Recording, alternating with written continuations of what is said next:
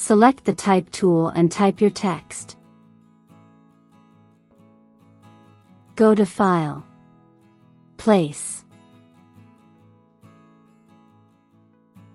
Select the file you want to use.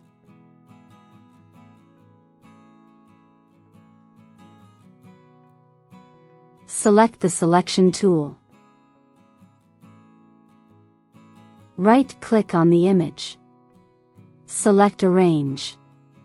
Send to Back. Resize the image. Make sure it will cover the entire text. Select the text and the image. Right-click on it and select Make Clipping Mask. If you want, you can still adjust the text.